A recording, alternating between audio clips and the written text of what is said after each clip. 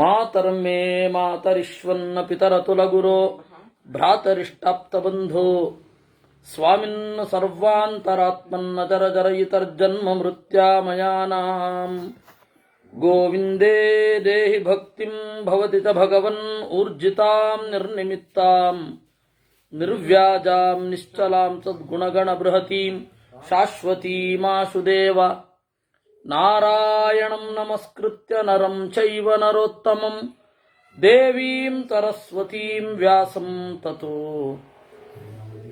ಜಯಮುದೀರಯೇ ವಿಜಾನತಾಂ ಅವಿತ್ಪಸ್ಯ ಮಧ್ವಸ್ಯ ಜಗತಿ ಗುರೋಃ ಪೂರ್ವಾಚಾರ್ಯಮಹಿಷ್ಠಾನಾಂ ಇಯಂ ಪ್ರಣತಿಮಾಲಿಕಾ ಪೂರ್ಣಜ್ಞಾನಾಯ ವಿದ್ಮಹೇ ಪೂರ್ಣಾನಂದಾಯ ಧೀಮಹಿ ತನ್ನೋ ವ್ಯಾಸ ಪ್ರಚೋದಯಾತ್ ಶುಭಾಂಗ ಶಾಂತಿದ ಸ್ರಷ್ಟಾ ಕುಮುದ ಕುವಲೇಶಯಃ ಗೋಹಿತೋ ಗೋಪತಿರ್ಗೋಪ್ತಾ ವೃಷಭಾಕ್ಷೋ ವೃಷಪ್ರಿಯಃ ಶುಭಾಂಗಃ. ಅತ್ಯಂತ ಮಂಗಳ ಸ್ವರೂಪರಾದ ಬ್ರಹ್ಮ ವಾಯು ಮೊದಲಾದ ದೇವತೆಗಳೆಲ್ಲ ಶುಭರು. ಅವರನ್ನ ತನ್ನ ಅಂಗಾಂಗಗಳಿಂದ ಸೃಷ್ಟಿಸಿದ್ದಾನೆ. ಹೇಳಲ್ವೇ? ಚಂದ್ರಮಾಮನತೋ ಜಾತಶ್ಚಕ್ಷೋ ಸೂರ್ಯೋ ಅಜಾಯತ ಇತ್ಯಾದಿಯಾಗಿ. ಚಂದ್ರಮ ಅವನ ಮನಸ್ಸಿನಿಂದ ಹುಟ್ಟಿದ, ಕಣ್ಣಿನಿಂದ ಸೂರ್ಯ ಹುಟ್ಟಿದ, ಕಿವಿಯಿಂದ ಅಶ್ವಿದೇವತೆಗಳು, ಹೀಗೆ. ಆದ್ದರಿಂದ ಶುಭಾಂಗ. ಶಾಂತಿದಹ, ಶಾಂತಿ ಅಂದರೆ ಮೋಕ್ಷ. ಪೀಸ್ ಅಂತ ಅನುವಾದ ಮಾಡ್ತಾರೆ, ಅದೇನು ಧೈರ್ಯ ಅಂತ ಭಾರಿ ಕಷ್ಟ ಆಗುತ್ತೆ. ಶಮ್ ಅಂದ್ರೆ ಆನಂದ. ಶಮ್ ಅನ್ನೋದರ ತಿನ್ ಪ್ರತ್ಯಯದ ರೂಪ ಶಾಂತಿ ಅಂತ ಆಗುತ್ತೆ. ಉತ್ಕಟವಾದ ಆನಂದ ಅಂತರ್ಥ. ಉತ್ಕಟವಾದ ಆನಂದವನ್ನ ಕೊಡುವವ. ಇವಾಗ ಯಾವುದೇ ಒಂದು ವೇದ ಮಂತ್ರದ ಇದನ್ನ ಹೇಳುವಾಗ, ಶಾಂತಿ ಮಂತ್ರವನ್ನ ಹೇಳುವಾಗ 3 ಶಾಂತಿ ಶಾಂತಿ ಶಾಂತಿ ಅಂತ. ಶಾಂತಿ ಅಂತ ಹೇಳಿದ್ರೆ ಮೊದಲು ಮನಸ್ಸಮಾಧಾನ. ಸತ್ಯವನ್ನು ತಿಳಿಯಲಿಕ್ಕೆ ಇಂದ್ರಿಯ ನಿಗ್ರಹ, ಭಕ್ತಿ ಇವುಗಳು ಬೇಕು. ಇಂದ್ರಿಯ ನಿಗ್ರಹ ಮತ್ತೆ ಭಕ್ತಿ ಅನಿವಾರ್ಯ. ಅದರಿಂದಾಗಿ ಶಾಂತಿ, ಮೊದಲನೇ ಶಾಂತಿ. ಅದಾದ ಮೇಲೆ ಎರಡನೆಯದ್ದು ಶಾಂತಿ ಭಕ್ತಿ. ಸತ್ಯವನ್ನ ಅರಿತುಕೊಂಡ ಮೇಲೆ ಭಕ್ತಿಯ ಕಡೆಗೆ ಹೋಗ್ತೇವೆ. ಆ ಭಕ್ತಿ ಏನಿದೆ ಅದು ಮುಕ್ತಿಯಲ್ಲಿನ ಆನಂದ. ಮೂರನೆಯದ್ದು ಶಾಂತಿ. ಅದರಿಂದಾಗಿ ನಾವು ಅನುವಾದ ಹೇಗೆ ಮಾಡ್ತಾರೆ ಅಂತ ಆಶ್ಚರ್ಯ ಆಗುತ್ತೆ. ಪೀಸ್ ಪೀಸ್ ಪೀಸ್ ಅಂತಾರೆ, ಅದು ಅವ್ರಿಗೆ ಮಾತ್ರ ಸರಿ. ಸ್ರಷ್ಟಾ, ಜಗತ್ತನ್ನ ಸೃಷ್ಟಿ ಮಾಡಿದವ. ಕುಮುದಃ, ಕು ಅಂದ್ರೆ ಭೂಮಿ, ಅದಕ್ಕೆ ಆನಂದವನ್ನಿತ್ತವ. ಕುವಲೇಶಯ, ಭೂಮಿಯನ್ನ ಸುತ್ತಿರುವಂಥದ್ದು. ಕುವಲ, ನೀರು, ನೀರಿನಲ್ಲಿ ಮಲಗಿದವ ಅಂತ. ಕುವಲೇಶಯ. ಗೋಹಿತ, ಭೂಮಿಗೆ ಹಿತವಾದವನು. ಗೌಹು ಅಂತಂದ್ರೆ ವೇದ, ವೇದಗಳಲ್ಲಿ ಇರುವವನು. ಅದರಿಂದಾಗಿ ಅವನಿಗೆ ಗೋಹಿತ ಅಂತಾರೆ. ಗೋಪತಿ, ಗೋವುಗಳ ಒಡೆಯ. ಕೃಷ್ಣಾವತಾರ ಕಾಲದಲ್ಲಿ ವೇದವೆಂಬ ಗೋವುಗಳಿಗೆ ಒಡೆಯ. ಆದ್ದರಿಂದಾಗಿ ಗೋಪತಿ. ಗೋಪ ಅಂತಂದ್ರೆ ಮುಖ್ಯ ಪ್ರಾಣ. ಯಾಕೆಂದ್ರೆ ಗೌಹು ಅಂತಂದ್ರೆ ಮಾತು, ಮಾತಿಗೆ ಅಭಿಮಾನಿನಿಯಾದವಳು ಭಾರತಿ, ಭಾರತಿಯನ್ನು ಪಾಲಿಸುವ ಮುಖ್ಯ ಪ್ರಾಣ, ಮುಖ್ಯ ಪ್ರಾಣನಲ್ಲಿ ವ್ಯಾಪಿಸಿದವ. ಅದಕ್ಕೆ ಗೋಪತಿ ಅಂತ ಕರೀತಾರೆ. ದೇವರನ್ನ ಮುಖ್ಯ ಪ್ರಾಣನನ್ನ ಅನಿಲ ಅನ್ನಲ್ವೇ? ವಾಯುರನಿಲಂ ಆ ಅಂದ್ರೆ ದೇವರು, ದೇವರ ನಿಲ ಅಂದ್ರೆ ಮನೆ, ದೇವರ ಮನೆ, ಮಿಸ್ಟರ್ ದೇವರ ಮನೆ. ಯಾರು? ಮುಖ್ಯ ಪ್ರಾಣ. ಗೋಪ್ತಾ, ವೇದಗಳನ್ನ ಗೋ ಉಕ್ತ ಗೋಪ್ತ ಪೂರ್ವರೂಪ ಸಂಧಿ ಅಂತ ಕರೀತಾರೆ. ಇದನ್ನ ಬಿತ್ತಿದವ, ಮಾತುಗಳನ್ನ ಜನರ ಎದೆಯಲ್ಲಿ ಬಿತ್ತಿದವ ಗೋಪ್ತ. ವೃಷಭಾಕ್ಷ, ಧರ್ಮದಲ್ಲಿ ಲಕ್ಷ್ಯ ಇರುವವ. ವೃಷ ಅಂತಂದ್ರೆ ಎತ್ತು ಅಂತ ಸಾಮಾನ್ಯವಾದ ಅರ್ಥ. ಎತ್ತು ಧರ್ಮದ ಪ್ರತೀಕ.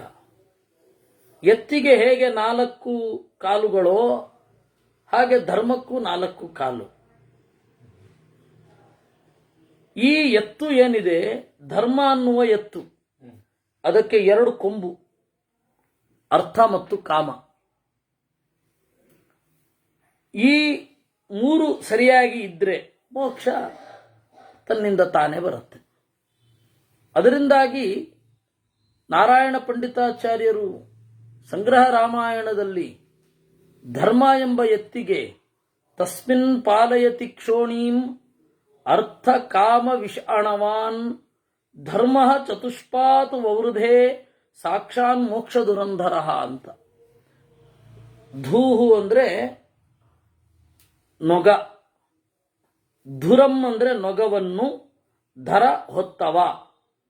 ಧುರಂಧರ ಅಂತಂದ್ರೆ ಹೊಣೆ ಹೊತ್ತವ. ಇವತ್ತಿನ ಪಾರ್ಸಿ ಕನ್ನಡದಲ್ಲಿ ಹೇಳಬೇಕು ಅಂದ್ರೆ ಜವಾಬ್ದಾರಿ. ಧುರಂ ಅಂದ್ರೆ ರಕ್ಷಣೆಯ ಜವಾಬ್ದಾರಿಯನ್ನು ಹೊತ್ತವನು ಕೂಡ ಧುರಂಧರ. ವೃಷಭಾಕ್ಷ, ವೃಷಭ ಈ ತರಹದ ಎತ್ತು. ಆ ಎತ್ತಿನಲ್ಲಿ ತನ್ನ ಕಣ್ಣನ್ನಿಟ್ಟವ ಅಂದ್ರೆ ಎತ್ತಿನ ಬೆಳವಣಿಗೆಯ ಬಗೆಗೆ ಜಾಗರೂಕನಾಗಿರುವವ ಅಂತ ಅರ್ಥ.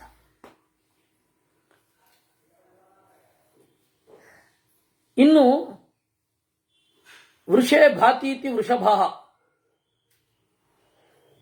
ಸದಾಶಿವ. ಆ ಸದಾಶಿವನಲ್ಲಿ ಕಣ್ಣಿಟ್ಟವ,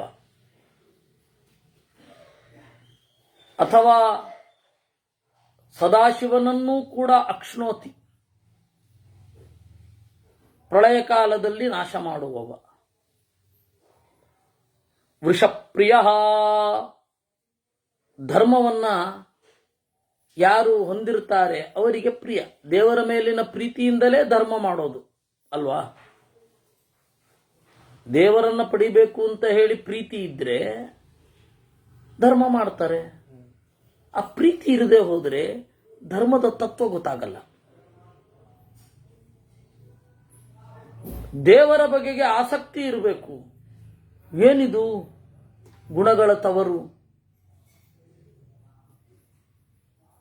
ಈ ತರಹದ ದೇವರನ್ನ ನೋಡಬೇಕಲ್ವಾ ಅನ್ನುವ ಆಸಕ್ತಿಯಿಂದ ಧರ್ಮವನ್ನ ಮಾಡೋದು. ಧರ್ಮದ ಗುರಿ ದೇವರು. ಹೀಗೆ 600 ನಾಮಗಳಾದವು. ಅನಿವರ್ತಿ, ದೇವರಿಗೆ ಯಾವತ್ತು ಸುಸ್ತಾಗತ್ತೆ, ಯಾವತ್ತು ಹಿಂತಿರುಗ್ತಾನೆ. ದೇವರು ಯಾವತ್ತೂ ದಣಿವಾಯಿತು ಅಂತ ಅನ್ನಲ್ಲ. ಅನಿವರ್ತಿ, ಯಾವತ್ತಾದರೂ ಸುಸ್ತಾಗಿ ನಿಲ್ಲಿಸ್ಬಿಡ್ತಾನ? ಅಯ್ಯೋ, ಈ ಜಗತ್ತನ್ನೆಲ್ಲ ಸೃಷ್ಟಿ ಮಾಡಿ ಇವ್ರ ಕೈನಲ್ಲಿ ಬೈಸ್ಕೊಂಡು ಪ್ರೀತಿಸುವವರೂ ಬೈತಾರೆ, ಪ್ರೀತಿಸದವರೂ ಬೈತಾರೆ. ಬರೇ ಬೈಗುಳರಿ, ಅರ್ಥವೇ ಮಾಡ್ಕೊಳ್ಳೋಲ್ಲ ನನ್ನನ್ನು ಅರ್ಥ ಮಾಡಿಕೊಂಡವರು ಯಾರಿದ್ದಾರೆ? ಅದಕ್ಕೆ ಸೃಷ್ಟಿಯೇ ಬೇಡ ಅಂತ ಜಗದ್ವ್ಯಾಪಾರದಿಂದ ಯಾವತ್ತೂ ಹಿಂದೆ ಸರಿಯೋದಿಲ್ಲ. ಪ್ರಯೋಜನವಿರದಿದ್ದರೂ ಜಗದ್ವ್ಯಾಪಾರದಿಂದ ಹಿಂದೆ ಸರಿಯದವ. ಅದಕ್ಕೆ ಇವನ ಹೆಸರು ಅನಿವರ್ತಿ. ನಿವೃತ್ತಾತ್ಮ, ನಿರ್ಲಿಪ್ತನಾಗಿರುವವ. ಸಜ್ಜನರು ಸಾಧನೆ ಮಾಡಿ ಮೋಕ್ಷ ಹೊಂದಿದ್ರೆ ಅವನಿಗೇನು ಕ್ರೆಡಿಟ್ಟೆ, ಸ್ಕೋರೆ, ರ್ಯಾಂಕೆ ಏನಿಲ್ಲ. ಆದರೂ ನಿರ್ಲಿಪ್ತನಾಗಿ ಅವ್ರಿಗೆ ಮಾಡಬೇಕಾದದ್ದನ್ನು ಮಾಡ್ತಾ ಇರ್ತಾನೆ. ದುರ್ಜನರನ್ನು ನಿಗ್ರಹ ಮಾಡಿದ್ರೆ ಅವನಿಗೇನು ಕೊಂಬೆ? ಯಾರಾದರೂ ಅವನಿಗೆ ಸನ್ಮಾನ ಮಾಡೋರಿದ್ದಾರೇನು? ಭಕ್ತರಿಗೆ ಅರ್ಥ ಆಗಬೇಕು ಅಂದ್ರೆ ಅವನೇ ದಯೆದೋರಬೇಕು. ನಾವೆಲ್ಲ ಹೊಗಳುತ್ತೀವಲ್ಲ ದೇವರನ್ನ, ದೇವರು ಉಬ್ಬುತ್ತಾನ? ಇಲ್ಲ. ಯಥಾರ್ಥ ಜ್ಞಾನ ಹೊಂದಿರುವವರನ್ನ ರಕ್ಷಣೆ ಮಾಡಬೇಕು ಅಂತಾನೆ ವಿನಃ ದೇವರು ನನ್ನನ್ನು ಹೊಗಳು ಬಿಡ್ತಾ ಅಂತ ಸಂತೋಷ ಏನು ಪಡಲ್ಲ. ಅವನಿಗೆ ಮಿತಿಮೀರಿದ ಆನಂದ ಇರೋದೇ ಇಲ್ಲ. ನೀವು ಹೊಗಳದೆ ಹೋದ್ರೂ ಸಂತುಷ್ಟನೇ. ಇಲ್ಲ ಅಂದಿದ್ರೆ ದೇವರು ತನ್ನ ಅಸ್ತಿತ್ವವನ್ನು ತೋರಿಸ್ಕೊಳ್ಳಿಕ್ಕೆ ಇರೋ ಎಲ್ಲ ಕಡೆ ಅವನ ಹೆಸರು ಬರೆಸ್ಬಿಡ್ತಾ ಇದ್ದ. ಯಾವುದೇ ಮೂಲಭೂತ ಸಾಮಗ್ರಿಯ ಮೇಲೆ ಅವನ ಹೆಸರಿಲ್ಲ. ಅದರಿಂದಾಗಿ ಭಕ್ತರು ಹೊಗಳಿದ್ರೆ ಸಂತೋಷ ಆಗತ್ತೆ. ದುರ್ಜನರನ್ನ ಕೊಲ್ಲೋದ್ರಿಂದ ಸಜ್ಜನರು ಸಂತೋಷ ಪಡ್ತಾರೆ. ಆ ಸಂತೋಷ ನನಗೂ ಬೇಕು ಉಂಟೆ ದೇವರಿಗೆ. ನಿವೃತ್ತಾತ್ಮ, ನಿರ್ಲಿಪ್ತನಾದ ಆತ್ಮನನ್ನು ನಿವೃತ್ತಾತ್ಮ ಅಂತ ಕರೀತಾರೆ. ಸಂಕ್ಷೇಪ್ತ, ಒಂದರೊಳಗೊಂದನ್ನ ಹೊಗಿಸಿ ಇಟ್ಟಿರ್ತಾನೆ. ವಸ್ತುಗಳನ್ನು ನೋಡಿ ನೀವು, ಗೊತ್ತಾಗತ್ತೆ. ಬೇಡ, ನಮ್ಮ ಭಾಷೆಯನ್ನ ನೋಡಿ. ಜಗತ್ತು ಎಷ್ಟು ದೊಡ್ಡದು, ಅದರೊಳಗಡೆ ನಾವಿದ್ದೇವೆ. ಆ ಜಗತ್ತನ್ನು ಪ್ರತಿಪಾದನೆ ಮಾಡುವ ಪದ ನಮ್ಮ ಬಾಯೊಳಗೆ ಇದೆ. ನೀ ಮಾಯೆಯೊಳಗೋ ನಿನ್ನೊಳು ಮಾಯೆಯೋ ಇದ್ದ ಹಾಗೆ. ಬಯಲು ಆಲಯದೊಳಗು ಒಂದು ದೊಡ್ಡ ಬಯಲು, ಬಯಲಲ್ಲಿ ಒಂದು ಮನೆ. ಬಯಲು ಆಲಯದೊಳಗೋ, ಆಲಯವು ಬಯಲೊಳಗೋ, ಮನೆಯ ಒಳಗಡೆ ಒಂದಿಷ್ಟು ಜಾಗ ಇರುತ್ತೆ, ಅದು ಬಯಲು ಆಲಯದೊಳಗು. ಆಮೇಲೆ ಆ ಆಲಯ ಬಯಲೊಳಗಡೆ ಒಂದು ದೊಡ್ಡ ಬಯಲಲ್ಲಿ ಇರುತ್ತೆ. ಇವನು ಆಲಯದೊಳಗಡೆ ಇರ್ತಾನಲ್ಲ, ಹೊರಗಡೆ ಬಂದು ದೂರದಿಂದ ನೋಡಿದರೆ ಬಯಲು ಆಲಯಗಳೆರಡು ನಯನದೊಳಗು, ಕಣ್ಣಿನ ಒಳಗಡೆ ಇವನು ಯಾವುದ್ರ ಒಳಗಡೆ ಹೊಕ್ಕಿರ್ತಾನೋ, ಇವನು ಯಾವುದು ಒಂದು ಭಾಗವಾಗಿರ್ತಾನೋ ಅದನ್ನು ಹೊರಗಡೆಯಿಂದ ನೋಡಿದ್ರೆ ಇಡೀ ಬಯಲು ಆಲಯ ಇವನು ಕಣ್ಣೊಳಗಡೆ, ದೂರದಿಂದ ನೋಡಿದ್ರೆ, ಮೇಲ್ಗಡೆಯಿಂದ ನೋಡಿದ್ರೆ ಬಯಲು ಆಲಯಗಳು ನಯನದೊಳಗಡೆ ಇರುತ್ತೆ. ನಯನ ಬುದ್ಧಿಯ ಒಳಗು, ಬುದ್ಧಿಯಿಂದ ಕಂಟ್ರೋಲ್ಡ್ ಆಗಿ ಇರುತ್ತೆ. ಹೀಗೆ ಒಂದರೊಳಗೊಂದು ಹೊಕ್ಕಿರುತ್ತೆ. ಇದು ಸಂಕ್ಷೇಪ್ತ.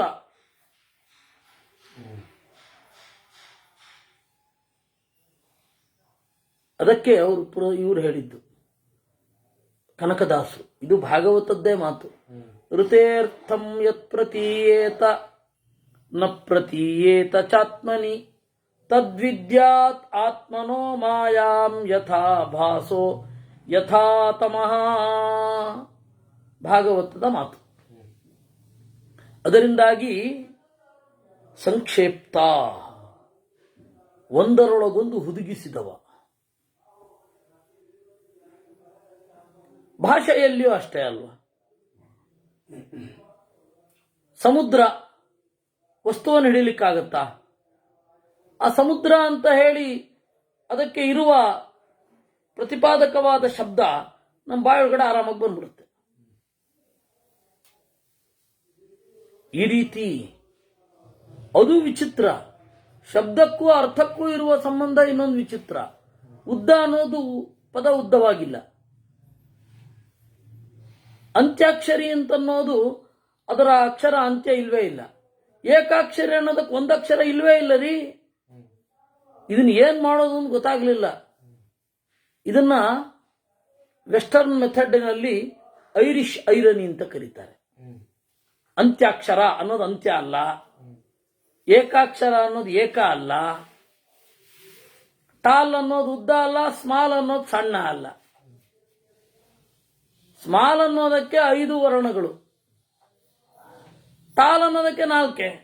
ಆದ್ರೆ ಟಾಲ್ ಅಂದ್ರೆ ಉದ್ದ, ಸ್ಮಾಲ್ ಅಂದ್ರೆ ಸಣ್ಣದು. ಈ ತರಹ ಭಾಷೆಯ ಈ ವೈಚಿತ್ರ್ಯವನ್ನೇ ಅರ್ಥ ಮಾಡ್ಕೊಳ್ಳಿಕ್ಕಾಗದೆ ಇದು ಐರಿಷ್ ಐರನ್ ಅಂತ ಯಾಕಂದ್ರೆ ಐರ್ಲ್ಯಾಂಡ್ ಅವನು ಈ ವೈರುಧ್ಯವನ್ನು ಗುರುತಿಸಿದ್ದು. ಐರ್ಲ್ಯಾಂಡ್ ಅವರು ಈ ವೈರುಧ್ಯವನ್ನು ಗುರುತಿಸಿದ್ದು. ಟಾಲ್ ಅನ್ನೋ ಪದ ಉದ್ದ ಅಲ್ಲ, ಸ್ಮಾಲ್ ಅನ್ನೋ ಪದ ಚಿಕ್ಕದಲ್ಲ ಟಾಲ್ಗಿಂತ. ಆದ್ರೆ 2 ವಿರುದ್ಧವಾದ ಅರ್ಥವನ್ನು ಹೇಳ್ತವೆ. ಕನ್ನಡದಲ್ಲಿ ಉದ್ದ ಚಿಕ್ಕದು, ಉದ್ದ ಸಣ್ಣದು ಅಲ್ಲಿಯೂ. ಈ ತರಹ ಒಂದರೊಳಗೊಂದು ಪದಕ್ಕೂ ಅರ್ಥಕ್ಕೂ, ಅರ್ಥ ಅಂದ್ರೆ ವಸ್ತು, ವಸ್ತುವಿಗೂ ವಸ್ತುವನ್ನು ಹೇಳುವ ಪದಕ್ಕೂ ಸಂಬಂಧ ಬಹಳ ವಿಚಿತ್ರ. ಇದನ್ನ ಒಂದರೊಳಗಡೆ ಒಂದು ಹೊದಗಿಸಿ ಇಟ್ಟಿದ್ದಾನೆ. ಸಂಕ್ಷಿಪ್ತ. ಇನ್ನು ಕ್ಷೇಮ ಕೃಚ್ಛಿವ. ಕ್ಷೇಮ ಯೋಗ, ಯೋಗ ಅಂದ್ರೆ ಗಳಿಮೆ, ಕ್ಷೇಮ ಅಂದ್ರೆ ಉಳಿಮೆ. ಉಳಿಸುವವರು ಯಾರು? ಆಕಾಶ ಅನ್ನೋದು ಮೊದಲು ಉಳಿಸುತ್ತೆ. ನಾವು ಆಡಿದ್ದೆಲ್ಲ ರೆಕಾರ್ಡ್ ಆಗಿರುತ್ತೆ, ನಾವು ಮಾಡಿದ್ದೆಲ್ಲ ರೆಕಾರ್ಡ್ ಆಗಿ ಇರುತ್ತೆ. ಈ ಆಕಾಶದಲ್ಲಿ ಮೊದಲ ಕ್ಷೇಮ, ಎರಡನೆಯ ಕ್ಷೇಮಕೃತ ಬುದ್ಧಿ. ಅದು ನಮಗೆ ಬೇಕಾದದ್ದನ್ನು ಮಾತ್ರ ಅದು ಕ್ಷೇಮವನ್ನಾಗಿ ಮಾಡ್ಕೊಂಡಿರುತ್ತೆ. ಒಬ್ಬೊಬ್ರಿಗೂ ಒಂದೊಂದಿರುತ್ತೆ. ಇವಾಗ ಉದಾಹರಣೆಗೆ ಒಬ್ಬ ವ್ಯಕ್ತಿಯನ್ನ ನೋಡಿರ್ತೀವಿ, ನಮ್ಮ ಗುರುಗಳನ್ನ ನೋಡಿರ್ತೀವಿ ಅಂತ ಇಟ್ಕೊಂಡು, ಎಲ್ಲರೂ ನೋಡಿದ್ದಾರೆ. ಒಬ್ಬೊಬ್ರಿಗೂ ಒಂದೊಂದು ಆಯಾಮ, ಅದ್ಯಾವುದೂ ಸುಳ್ಳಲ್ಲ. ಮತ್ತೆ ಒಬ್ಬೊಬ್ರು ಒಂದೊಂದು ತರಹ ನೋಡಿರ್ತಾರೆ, ಒಬ್ಬೊಬ್ರು ಬೇರೆ ಬೇರೆ ಮುಖಗಳನ್ನ ನೋಡಿರ್ತಾರೆ, ಅವರವರ ದೃಷ್ಟಿಯಲ್ಲಿ ನೋಡಿರ್ತಾರೆ, ಅವರವರ ಅರಿವಿನ ಪರಿಪಾಕದ ಹಿನ್ನೆಲೆಯಲ್ಲಿ ನೋಡಿರ್ತಾರೆ. ಕ್ಷೇಮಕೃತ್ ಇದನ್ನ ಮಾಡಿಸಿದವರು ಬುದ್ಧಿಯನ್ನು ಪ್ರಚೋದನೆ ಮಾಡುವವರು. ಕ್ಷೇಮ ಅಂದ್ರೆ ಉಳಿಯೋದು, ಕ್ಷೇಮಕೃತ್ ಉಳಿಯುವಂತೆ ಮಾಡಿದವರು. ಅವರಿಗೆಲ್ಲರಿಗೂ ಮಂಗಳ ಉಂಟು ಮಾಡ್ತಾನೆ. ಬುದ್ಧಿಭಿಮಾನಿಗೆ, ಮನೋಭಿಮಾನಿಗೆ, ವಾಗಭಿಮಾನಿಗೆ. ಅವತ್ತೇನಾಯ್ತು ಅನ್ನೋದನ್ನ ಕೆಲವೊಬ್ಬರು ಮಾತಿನಲ್ಲಿ ಕಟ್ಟಿಕೊಡ್ತಾರೆ. ನಿಮಗೆ ನೋಡಿದ್ದಕ್ಕಿಂತ ಕ್ಲಾರಿಟಿಯಿಂದ ಅರ್ಥ ಆಗತ್ತೆ. ಯಾವ ರೀತಿ ಆ ಕಥೆಯನ್ನ ಹೇಳ್ತಾರೆ ಅಂದ್ರೆ ನಿಮಗೆ ಅಲ್ಲಿ ಕನೆಕ್ಟ್ ಆಗ್ಬಿಡತ್ತೆ. ನೀವೇ ನೋಡ್ತಾ ಇದ್ದೀರೋ ಏನೋ ಎಂಬಂತೆ. ಕ್ಷೇಮಕೃತ ಇದೆಲ್ಲ ಆಗಿದ್ದು ಎಲ್ಲಿಂದ? ಅರಿವು, ನೆನಪಿನ ಶಕ್ತಿ, ಇವುಗಳೆಲ್ಲ.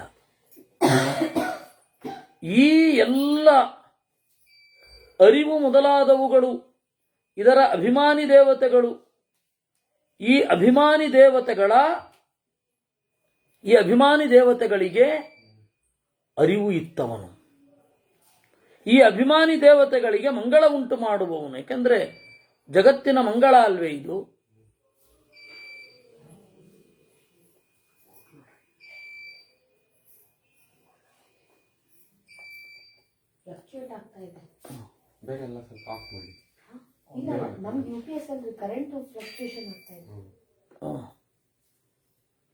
ಇದಾದ ಮೇಲೆ ಶ್ರೀವತ್ಸವಕ್ಷಾ, ಶ್ರೀವತ್ಸ ಚಿಹ್ನೆಯನ್ನ ಎದೆಯಲ್ಲಿ ಹೊತ್ತವನು. ಶ್ರೀವತ್ಸವಕ್ಷಾ ಶ್ರೀವಾಸ, ಲಕ್ಷ್ಮಿಯ ನೆಲೆ. ಶ್ರೀಪತಿ ವೇದಪತಿ. ಶ್ರೀಮತಾಂ ವರಃ ಕಾಂತಿ ಇರುವವರಲ್ಲೇ ಅಗ್ರಗಣ್ಯ. ಶ್ರೀಮತಾಂ ವರಃ. ಶ್ರೀ ಅಂತ ಹೇಳಿದ್ರೆ ವೇದಶ್ರೀ. ವೇದವೆಂಬ ಸಂಪತ್ತನ್ನ ಹೊಂದಿರುವವರಲ್ಲೇ ಅಗ್ರಗಣ್ಯ. ಯಾಕೆ ಗೊತ್ತಾ?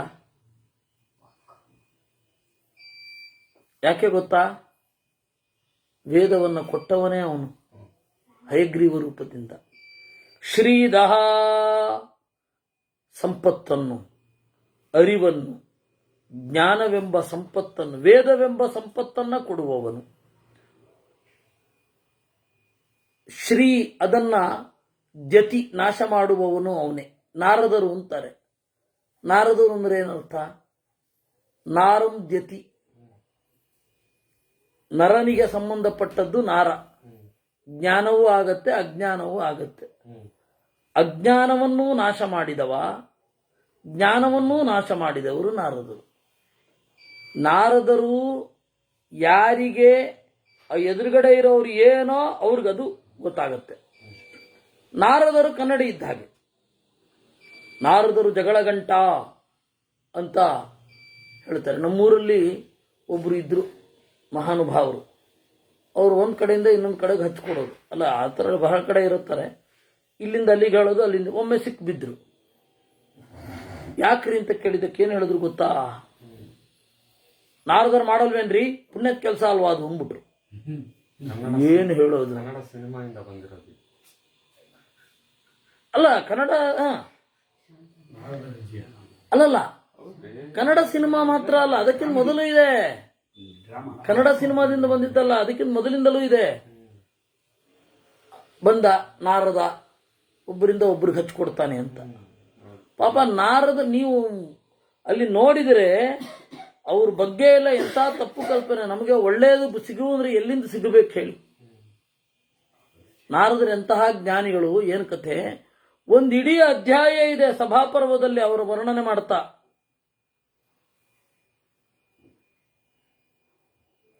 ಹೀಗಾಗಿ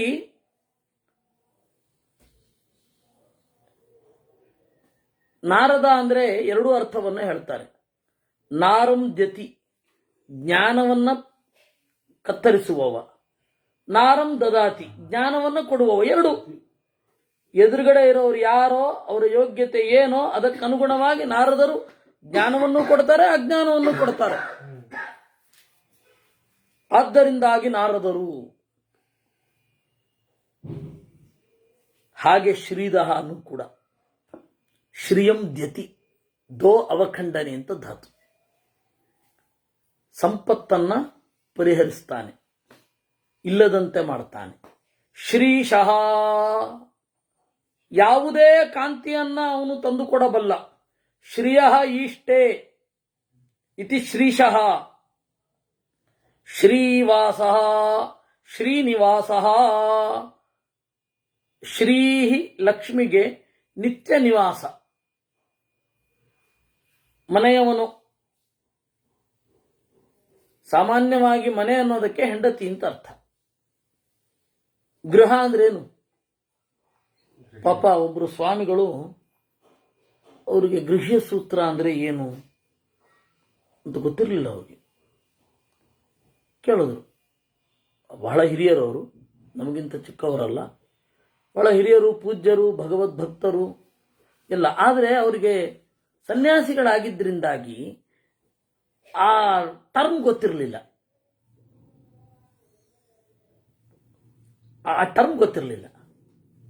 ಗೃಹ ಸೂತ್ರ ಅಂದ್ರೆ ಏನು ಅಂತ ಕೇಳಿದ್ರು. ಗೃಹ ಅಂದ್ರೆ ಹೆಂಡತಿ. ಹೌದಾ? ಅವ್ರಿಗೆ ಅದು ಆಶ್ಚರ್ಯ. ಗೃಹ ಅಂದ್ರೆ ಹೆಂಡತಿನಾ ಅಂತ ಕೇಳಿದ್ರು ಅವರು. ಹೌದು ಸ್ವಾಮಿ, ಅದು ಗೃಹ ಅಂತ ಹೇಳಿದ್ರೆ ಸತಾಂ, ಇದು ಇಲ್ಲಿ ಗೃಹೇ ಭೂತ್ ಅಂತ ಇದೆ.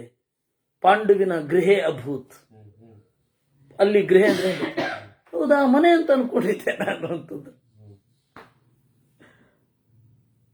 ಅದರಿಂದಾಗಿ ಗೃಹ ಅಂದ್ರೆ ಮನೆ, ಮನೆ ಅಂದ್ರೆ ಹೆಂಡತಿ ಅಂತ ಸಂಸ್ಕೃತದಲ್ಲಿ ಅರ್ಥ. ಗೃಹ್ಯ ಸೂತ್ರ ಅಂದ್ರೆ ಹೆಂಡತಿಗೆ ಸಂಬಂಧಪಟ್ಟ ಸೂತ್ರ ಅಂತ. ಆದ್ರೆ ಇವನು ಉಲ್ಟಾ. ಎಲ್ಲ ಗಂಡಸರಿಗೂ ಹೆಂಡತಿ ಮನೆ ಆದ್ರೆ ಇವನು ಹೆಂಡತಿಗೆ ಮನೆ. ಶ್ರೀನಿವಾಸ ಡಿಫ್ರೆಂಟ್. ಯಾಕಂದ್ರೆ ಹೆಂಡತಿಯನ್ನ ಇಲ್ಲಿ ಇಟ್ಕೊಂಡಿದ್ದಾನೆ. ಆದ್ದರಿಂದ ಶ್ರೀನಿವಾಸ ಅಂದ್ರು. ಶ್ರೀನಿಧಿ, ಸಂಪತ್ತನ್ನ ಭಕ್ತರಲ್ಲಿ ಇಡ್ತಾನೆ.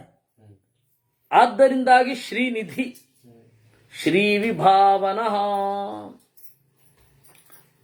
ಲಕ್ಷ್ಮೀದೇವಿ ಇವನನ್ನ ವಿವಿಧತೆಯ ಭಾವಯತಿ, ಥರಥರನಾಗಿ ಆರಾಧನೆ ಮಾಡ್ತಾಳೆ. ಛತ್ರ ಚಾಮರ ವ್ಯಜನ ಪರ್ಯಂಕ ಪಾತ್ರ ರೂಪದಲ್ಲಿ ನಿಂತು ಚಿತ್ರಚರಿತನಾದ ಹರಿಯ ತಾನೇ ಸೇವೆ ಮಾಡುತ್ತಿಹಳು ಅಂತ. ಮುಕ್ತಿ ವೈಕುಂಠ ಏನಿದೆ ಅದು ಲಕ್ಷ್ಮ್ಯಾತ್ಮಕ. ದೇವರು ಏನು ಚಕ್ರವನ್ನ ಹಿಡಿದ್ರೆ ಅದು ಲಕ್ಷ್ಮೀ. ಯಸ್ಯ ಕರಾಳೋಳಂ ಚಕ್ರಂ ಕಾಳಪ್ಪರಸ್ಸಹಿ ಕರಾಳೋಳಂ ಯಸ್ಯ ಗದಾ ಪವಮಾನಃ ಸನ್ಯೋ ವ್ಯಾಸೋ ಭವತ್ ಸದಾ ಪವಮಾನಃ ಅಂತ. ಲಕ್ಷ್ಮೀದೇವಿ ಚಕ್ರವಾಗಿ, ಶಾರ್ಂಗವೆಂಬ ಬಿಲ್ಲಾಗಿ, ನಂದಕವೆಂಬ ಖಡ್ಗವಾಗಿ, ಎಲ್ಲ ಕೌಮೋದಕಿಯಾಗಿ ಗದೆ, ಅಲ್ಲಿಯೂ ಮುಖ್ಯ ಇದು ಲಕ್ಷ್ಮೀದೇವಿ ಇದ್ದಾಳೆ. ಹೀಗೆ ಲಕ್ಷ್ಮೀದೇವಿ ಅವನನ್ನು ಥರಥರದಲ್ಲಿ ಆರಾಧನೆ ಮಾಡ್ತಾಳೆ. ಅದರಿಂದಾಗಿ ದೇವರ ಹೆಸರು ಶ್ರೀ ವಿಭಾವನಃ, ಶ್ರೀಧರ, ದೇವತೆಗಳ ಸಂಪತ್ತನ್ನು ಹೊತ್ತವನು. ಶ್ರೀಕರ, ಲಕ್ಷ್ಮೀದೇವಿಯನ್ನು ಕೈಯಲ್ಲಿ ಹಿಡಿದವನು. ಚಕ್ರ ರೂಪದಲ್ಲಿದ್ದಾಳೆ. ಶ್ರೇಯ, ಎಲ್ಲ ಲೋಕಕ್ಕೂ ಹಿತ.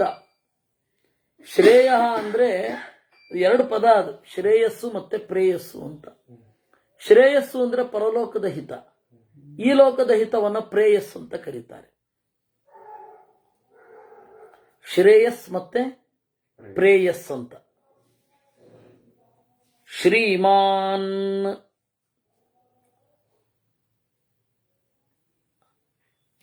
ಇವನು ಇಂದ್ರಿಯದ ಸ್ವರೂಪೇಂದ್ರಿಯದ ಸೊಬಗನ್ನು ಹೊಂದಿರುವವನು. ಲೋಕತ್ರಯಾಶ್ರಯ, ಮೂರೂ ತರಹದ ಜೀವರಿಗೆ ಇವನು ಆಸರೆ. ಸ್ವಕ್ಷಸ್ವಂಗಶತಾನಂದ ನಂದಿರ್ಜ್ಯೋತಿರ್ಗಣೇಶ್ವರ ವಿಜಿತಾತ್ಮ ವಿಧೇಯಾತ್ಮ ಸತ್ಕೀರ್ತಿಶ್ಚಿನ್ನ ಸಂಶಯ ಸ್ವಕ್ಷಃ. ಸುಖಮಯ ನಯನ, ದೇವರು ಕಣ್ಣಿನಿಂದ ನೋಡಿದರೆ ಎಲ್ಲ ತರಹದ ರೋಗಗಳು ಪರಿಹಾರ ಆಗ್ತದೆ. ಇದನ್ನು ನಾವು ನೋಡಿದ್ದೇವೆ. ರಾಮ ಯಾರನ್ನು ನೋಡ್ತಾನೋ ಅವರು ಆನಂದದಿಂದ ಹೊಳಿತಾ ಇದ್ರಂತೆ. ಇದಕ್ಕೆ ಒಂದು ಕಥೆ ರಾಮಾಯಣದಲ್ಲಿ ಒಂದು ಪ್ರಸಂಗ ಬರುತ್ತೆ. ಈ ದಧಿಮುಖ ಅಂತ ಹೇಳಿ ಒಬ್ಬ ಕಪಿ, ಅವನು ಸುಗ್ರೀವನ ಸೋದರ ಮಾವ. ಮಧುವನ ಅಂತ ಹೇಳಿ ರಾಜನಿಗೆ ಮಾತ್ರ ಮೀಸಲಾದ ಕಾಡು, ಅದರಲ್ಲಿ ಬೇರೆ ಕಪಿಗಳಿಗೆ ಪ್ರವೇಶ ಎಲ್ಲ ಇಲ್ಲ. ಅಲ್ಲಿ ಅವನು ಫಾರೆಸ್ಟ್ ಆಫೀಸರ್. ಆ ಒಂದು ಅರಣ್ಯವನ್ನು ನೋಡ್ಕೊಳ್ಳೋನು ಅವನು. ಈ ಅಂಗದಾದಿಗಳೆಲ್ಲ ಸೀತೆಯನ್ನು ನೋಡಿಕೊಂಡು ಬಂದರು. ಸೀತೆಯನ್ನು ನೋಡಿಕೊಂಡು ಬಂದಾಗ ಅವರು ಕಾತರದಿಂದ ಕಾದಿದ್ರು. ಇವತ್ತು ಬೆಳಗ್ಗೆ ಹೋಗಿ ಹನುಮಂತ, ಇವತ್ತು ಬೆಳಗ್ಗೆ ಹೋಗಿ ಒಂದು ಮಧ್ಯಾಹ್ನದ ಸಮಯಕ್ಕೆ ಅಥವಾ ಬೆಳಗ್ಗೆ ಹೋಗಿದ್ದಾನೆ ಅಂತ ಇಟ್ಕೊಳ್ಳಿ, ಸಂಜೆ ಅಲ್ಲಿ ತಿರುಗಾಡಿ, ಅಂದ್ರೆ ಒಂದು ಸಾಂಕೇತಿಕವಾಗಿ ಒಂದು 2ನೇ ತಾರೀಕು ಅಂತ ಹೇಳ್ತೇನೆ. 2ನೇ ತಾರೀಕು ಬೆಳಗ್ಗೆ 11 ಗಂಟೆ ಅಷ್ಟೊತ್ತಿಗೆ ಹೋಗಿ 2ನೇ ತಾರೀಕು ಸಂಜೆ ತಿರುಗಾಡಿ 2ನೇ ತಾರೀಕು ರಾತ್ರಿ ಅಪರಾತ್ರಿಯಲ್ಲಿ ಸೀತೆಯನ್ನು ಭೇಟಿಯಾಗಿ 3ನೇ ತಾರೀಕು ಬೆಳಗ್ಗೆ ಸಮಗ್ರ ಲಂಕೆಯನ್ನು ಉಲ್ಲೋಲ ಕಲ್ಲೋಲಗೊಳಿಸಿ 3ನೇ ತಾರೀಕು ಸಂಜೆ ಬಂದ. 3ನೇ ತಾರೀಕು ಮಧ್ಯಾಹ್ನ ಬಂದ ಮೇಲೆ ಅಲ್ಲಿಂದ ಕಿಷ್ಕಿಂದೆಗೆ ಹಾರ್ಕೊಂಡು ಬಂದರು. ಕಿಷ್ಕಿಂದೆಗೆ ಬಂದಾಗ ಹಸಿವಾಗಿದೆ, ಏನ್ ಮಾಡಬೇಕು? ಅವನು ಯಾರೋ ಒಂದು ಕಪಿ ಕೇಳಿದ ಹನುಮಂತನನ್ನ, ಇದು ಅಂಗದನನ್ನ, ಅಂಗದ, ಈ ರಾಜನದ್ದು ಬಹಳ ಮೊದಲಿಂದ ಕಣ್ಣಿದೆ, ತಿಂದಬೇಕು, ಹೆಂಗಿದೆ ರುಚಿ, ತಿನ್ಬೇಕು ಅಂತ ಅನ್ಸತ್ತೆ. ಆಯ್ತೋ ಅಂತ ಹನುಮಂತ ಅಪ್ಪಣೆ ಕೊಟ್ಟ. ಅವರಿಬ್ರಿಗೆ ನಮಸ್ಕಾರ ಮಾಡಿದ್ದೇ ತಡ, ಕಪಿ ಚೇಷ್ಟೆ ಶುರು ಆಯ್ತು. ನೀವು ಆ ವಾಲ್ಮೀಕಿಗಳ ಪದ್ಯ ಓದ್ಬೇಕ್ರಿ, ಅದು ನಿಮಗೆ ಅಲ್ಲಿ ಆ ಆಸ್ವಾದನೆ ಸ್ವಲ್ಪ, ಆ ಆಸ್ವಾದನೆಗಿಂತ ಒಂದು ಸ್ವಲ್ಪ ಕೆಳಗಡೆ ನಮ್ಮ BGL ಸ್ವಾಮಿಯವರ ದೌರ್ಗಂಧಿಕ ಅಪಹರಣ. ಓದಬೇಕದು. ಏನು ಅದು ಕಪಿಗಳ ಹಾರಾಟ, ಚೀರಾಟ, ಹೋರಾಟ, ಓಡಾಟ, ಹುಚ್ಚಾಟಗಳು ಅದೆಲ್ಲ ಆಯ್ತು. ಅವನು ಬಂದ, ಅವನು ದದಿಮುಖ ಸಾಮ 2 ಕೊಟ್ಟು ಕಳಿಸಿದ್ರು ಅವನಿಗೆ. ಅವನು ಅಜ್ಜ, ಅವನು ದದಿಮುಖ. ಯಾರ ಅಜ್ಜ? ಅಂಗದನ ಅಜ್ಜ. ಯಾಕೆಂದ್ರೆ ಸುಗ್ರೀವನಿಗೆ ಸೋದರ ಮಾವ ಅಂದ್ರೆ ಇವನು ಯಾರು? ಸುಗ್ರೀವನ್ ಮಗ, ಅಜ್ಜ. ಅವನು ಅಜ್ಜ ಅಂತಾನು ನೋಡ್ಲಿಲ್ಲ, 2 ಬಾರಿಸಿ ಕಳಿಸಿದ. ಅವನು ತಡೀರಿ ನೀವು ಮಾಡ್ತೀನಿ ಅಂತ ಹೇಳಿ ಹೋದ ಸೀದಾ. ರಾಮನ ಹತ್ರ ಹೋಗಿ ಸುಗ್ರೀವ ಇದ್ದಾನೆ, ಸುಗ್ರೀವನಿಗೆ ಕಪಿ ಭಾಷೆಯಲ್ಲಿ ಹೇಳಿದ. ರಾಮನ್ಗದು ಅರ್ಥ ಆಗ್ಲಿಲ್ಲ. ಏನ್ ಹೇಳ್ತಾ ಇದ್ದ ನೀವು ಅಂತ ಕೇಳ್ದ. ಅವ್ರದ್ದೇನೋ ಭಾಷೆ ಇತ್ತು, ಇವರು ಅದನ್ನು ಕನ್ನಡ ಅಂದ್ಬಿಡ್ತಾರೆ. ಆ ಸಾಹಸ ನಾನು ಮಾಡಲ್ಲ. ಯಾಕೆ ಅಂತಂದ್ರೆ ಅದು ಎಷ್ಟೋ ಲಕ್ಷ ವರ್ಷಗಳ ಹಿಂದೆ ಆಗಿದ್ರಿ. ನಾನು ನನ್ನಂತಹ ವೀರ ಕನ್ನಡಿಗ ಇನ್ನೊಂದಿಲ್ಲ, ನಂಗೆ ಕನ್ನಡ ಬಿಟ್ರೆ ಬೇರೆ ಭಾಷೆ ಬರಲ್ಲ. ಆದರೆ ತೀರಾ 160 ಲಕ್ಷ ವರ್ಷಗಳ ಹಿಂದೆ ಇತ್ತು, ಯುಗದಾದಿಯಿಂದ ಕನ್ನಡ ಇತ್ತು ಅಂತ ನಾನೇನು ಹೇಳಲ್ಲ. ಇವೆಲ್ಲದಕ್ಕೂ ಕನ್ನಡ ಮೂಲ ಅಂತ ಹೇಳಿ ನಾನೇನು ವಾದ ಮಾಡಲ್ಲ. ಆದ್ರೆ ವೀರ ಕನ್ನಡಿಗ, ನಮ್ಮಪ್ಪ ಕಲಿಸಿದ್ದದನ್ನ. ಸರಿ, ಅಲ್ಲಿಗೆ ಹೋಗಿ ಅವನು ಯಾವುದೋ ಭಾಷೆಯಲ್ಲಿ ಮಾತಾಡ್ದ. ಅವನಿಗೆ ಅರ್ಥ ಆಗಲಿಲ್ಲ ರಾಮನಿಗೆ. ಏನು ಹೇಳ್ತಾ ಇದ್ದೆ ನೀನು? ಅವನೇನು ಹೇಳಬೇಕು? ಸೀತೆಯನ್ನು ನೋಡಿದ್ದಾರೆ ಅಂತ ಹೇಳ್ತಾ ಇದ್ದಾನೆ ಅಂದ್ಬಿಟ್ಟ. ಅವ್ನು ಗೊತ್ತಾಗೋಯ್ತು ಅವನಿಗೆ. ಧರ್ಷಿತಂ ಮರ್ಷಣೀಯಂಚ ಚೇಷ್ಟಿತಂ ಕೃತಕರ್ಮಣಂ. ಹೋಗು, ಅವ್ರು ಮಾಡಿದ ತಪ್ಪು ಅಂತಾನೆ ಅಲ್ಲ. ಯಾಕೆಂತಂದ್ರೆ ಕೆಲಸ ಮಾಡಿದಾರಲ್ಲ, ಅವ್ರಿಗೇನೋ ಸಣ್ಣ ಪುಟ್ಟ ಅವ್ಯವಸ್ಥೆ ಮಾಡಿದ್ರೆ ಸಹಿಸಲೇಬೇಕಾಗತ್ತೆ. ಹೇಳು, ಇಲ್ಲಿಗೆ ಬಂದು ರಾಮನ ಹತ್ರ ಹೇಳಬೇಕು ಅಂತ ಹೇಳು. ಸರಿ, ಇವನು ಬಂದು ಹೇಳಿದ ದದಿಮುಖ ಹನುಮಂತನ ಹತ್ರ ಬಂದು, ಕ್ಷಮಿಸ್ಬೇಕು, ನೀವು ಕೆಲಸ ಮಾಡ್ಕೊಂಡು ಬಂದಿದ್ದೀರಿ ಅಂತ ಗೊತ್ತಾಗ್ಲಿಲ್ಲ, ಸುಗ್ರೀವ ಕಲಿತಾ ಇದ್ದಾನೆ. ಅಲ್ಲಿ ಯಾವುದೋ ಕಪಿ ಇತ್ತು, ಅದು ಕೇಳಿತ್ತು. ಅಲ್ಲ, ಇನ್ನು ರಾಮನನ್ನು ನೋಡಿದಾನೆ ಅಂತ ಏನ್ ಗ್ಯಾರಂಟಿ? ರಾಮ ಮತ್ತೆ ಸುಗ್ರೀವ ಇಬ್ರು ಒಟ್ಟಿಗೆ ಇದ್ದಾರೆ, ರಾಮ ಕರೀತಾ ಇದ್ದಾನೆ, ಬಂದು ಹೇಳಬೇಕಂತೆ, ರಿಪೋರ್ಟ್ ಕೊಡ್ಬೇಕಂತೆ ಪೂರ್ತಿ ಅಂತ ಹೇಳಿತಾ ಇದ್ದಾನೆ. ನಂಬಿಕೆ ಏನು? ಇವನ್ ಮುಖದ ಮೇಲೆ ಆನಂದ ನೋಡಿದ್ರೆ ಗೊತ್ತಾಗಲ್ವಾ ರಾಮನನ್ನು ನೋಡಿ ಬಂದಿದ್ದಾನೆ ಅಂತ? ಇವನು ರಾಮನನ್ನ ನೋಡಿ ಬಂದಿದ್ದಾನೆ ಅನ್ನೋದಕ್ಕೆ ಏನ್ ಪ್ರೂಫು ಅಂತ ಹೇಳಿದ್ರೆ, ನೋಡಿ ಬಂದಿದ್ದಾನೆ ಅದಕ್ಕೆ ಅಂತ. ಹೀಗಾಗಿ ಇವನು ಸ್ವಕ್ಷಃ ಚಂದದ ಕಣ್ಣಿನವ, ಆನಂದವನ್ನ ಉಂಟು ಮಾಡುವ ಕಣ್ಣಿನವ. ಸ್ವಂಗ ಅತ್ಯಂತ ಸುಂದರಾಂಗ, ಶತಾನಂದ ಪೂರ್ಣ ಆನಂದ, ನಂದಿಹಿ ಆನಂದ ರೂಪ, ಜ್ಯೋತಿರ್ಗಣೇಶ್ವರ ಶಿಂಶುಮಾರನಾಗಿ ಜ್ಯೋತಿರ್ಗಣಾಧಿಪತಿ, ಜ್ಯೋತಿರ್ಗಣೇಶ್ವರ ವಿಜಿತಾತ್ಮ, ಎಲ್ಲ ಜೀವರನ್ನ ಗೆದ್ದಿದ್ದಾನೆ ಇವನು. ವಿಧೇಯಾತ್ಮ, ಎಲ್ಲರೂ ಇವನಿಗೆ ವಿಧೇಯರು. ಏನ್ರಿ ನಾಸ್ತಿಕರು ವಿಧೇಯರ? ಹೌದು, ನಾಸ್ತಿಕರು ವಿಧೇಯರೇ. ಹೇಗ್ ಗೊತ್ತು ನಿಮಗೆ? ನೋಡ್ತಾ ಇಲ್ವಾ? ಏನ್ ನೋಡ್ತಾ ಇದ್ದೀರಾ? ದೇವರು ಮೂಲಭೂತ ನಿಯಮಗಳನ್ನು ಮಾಡಿದ್ದಾನೆ. ಭೂಮಿಗೆ ಗುರುತ್ವಾಕರ್ಷಣ ಬಲ ಇದೆ, ಆಕಾಶದಲ್ಲಿ ಯಾವುದೂ ನಿಲ್ಲುವುದಿಲ್ಲ.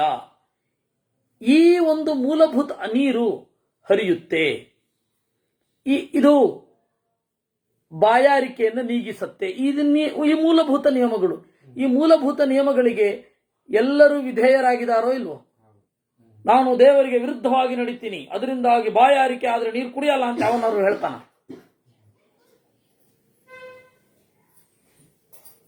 ಅದರಿಂದ ವಿಧೇಯಾತ್ಮ, ಎಲ್ಲರೂ ಅವನಿಗೆ ವಿಧೇಯರು. ಯಾರೋ ಒಬ್ಬ ನಾನು ದೇವರಿಗೆ ವಿಧೇಯ ಅಲ್ಲ, ನಾನೀಗ ನೀರು ಕುಡಿತಾ ಇದ್ದೀನಿ, ನಿಲ್ಲಿಸ್ಲಿ ನೋಡೋಣ ದೇವರು ಅಂತಂದ್ರೆ ಅವನನ್ನ ಪರಮ ತಾಮಸ ಅಂತ ಪರಿಗಣಿಸ್ಬೇಕಂತೆ. ಅವನಿಗೆ ಉತ್ತರ ಕೊಡ್ಲಿಕ್ಕೆ ಹೋಗ್ಬಾರದು. ಯಾರೋ ಒಬ್ಬ ಹೇಳ್ತಾನೆ, ನಾನು ಈಗ ನಿನ್ನನ್ನ ಕೊಲ್ತಾ ಇದ್ದೀನಿ, ದೇವ್ರು ನಿಲ್ಲಿಸ್ತೀನಿ ನೋಡೋಣ, ಉತ್ತರ ಕೊಡಬಾರದು. ಅಂತ್ಯಕಾಲದಲ್ಲಿ ಏನು ಮಾಡಬೇಕು, ದೇವ್ರನ್ನ ನೆನಪಿಸ್ಕೊಳ್ಳಿಕ್ಕೆ ಶುರು ಮಾಡಬೇಕು. ಯಾಕೆ ಅಂತಂದ್ರೆ ಅದನ್ನ ಕೇಳ್ಬಿಟ್ರೆ ದೇವ್ರು ಇವನು ಹೇಳ್ದಾಗ ಕೇಳ್ಬೇಕಾಗತ್ತಲ್ಲ. ಅದಕ್ಕೆ ದೇವರು ಅದಕ್ಕೆ ಮಾಡಲ್ಲ. ಯಾಕೆ ಮಾಡಬೇಕು? ನಿಲ್ಲಿಸ್ತೀನಿ ನೋಡೋಣ, ನಾನು ನೀರು ಕುಡಿತಾ ಇರೋದು ನಿಲ್ಲಿಸ್ತೀನಿ ನೋಡೋಣ ಅಂತ ಹೇಳಿ ದೇವರಿಗೆ ಪಂಥಾಹ್ವಾನ ಕೊಟ್ಟರೆ ದೇವರು ಈ ಅತ್ಯಂತ ಕ್ಷುದ್ರ ಜೀವಿಯ ಪಂಥಾಹ್ವಾನ ಸ್ವೀಕಾರ ಮಾಡ್ಬೇಕ ದೇವರು? ಅದಕ್ಕೆ ಇವನು ಪರಮ ತಾಮಸ ಅಂತೇಳಿ ಸುಮ್ಮನೆ ಆಗ್ಬಿಡ್ಬೇಕಂತೆ. ಅವ್ರ ಹತ್ರ ಏನು ಹೇಳಲಿಕ್ಕೆ ಹೋಗ್ಬಾರ್ದು ಅಂತಾರೆ. ಅದರಿಂದಾಗಿ ವಿಧೇಯಾತ್ಮ, ಎಲ್ಲರೂ ಅವನಿಗೆ ವಿಧೇಯರಾಗಿದ್ದಾರೆ. ನಾವು ಅವನಿಗೆ ವಿಧೇಯರಾಗಿಲ್ಲ ಅಂತ ಹೇಳುವವರು ಕೂಡ ಅವನು ಮಾಡಿದ ನಿಯಮಗಳ ಮೂಲಕ ವಿಧೇಯರಾಗಿದ್ದಾರೆ. ಸತ್ಕೀರ್ತಿ, ಸಜ್ಜನರು ಇವನನ್ನು ಯಾವಾಗಲೂ ಹಾಡುತ್ತಾರೆ. ಸಂತಹ ಏನಂ ಕೀರ್ತಯಂತಿ. ಛಿನ್ನ ಸಂಶಯ, ದೇವರೇ ಸಂಶಯವನ್ನು ಕತ್ತರಿಸಬೇಕು. ಸಂಶಯ ಬಂದ್ಬಿಟ್ರೆ ಗತಿ ಏನ್ರಿ? ನಿಮಗೆ ನಾನು ಹೇಳ್ತಾ ಇರೋದರ ಪೂರ್ತಿ ಐಡಿಯಾ ಬಂದಿದೆ ಅಂತ ನಂಗೆ ಅನ್ಸಲ್ಲ. ಅದರಿಂದಾಗಿ ಎಕ್ಸ್ಪ್ಲೈನ್ ಮಾಡಬೇಕಾಗತ್ತೆ. ಎಲ್ಲರಲ್ಲಿ ಸಂಶಯ ಬಂದ್ಬಿಟ್ರೆ ಬದುಕೋದು ಹೇಗೆ? ಹಾಗೆ ಎಲ್ಲರಲ್ಲಿ ಸಂಶಯ ಪಟ್ಟು ಬದುಕುವುದೇ ಕಷ್ಟವಾದ ಜನರನ್ನು ನೋಡಿದ್ದೀನಿ ನಾನು.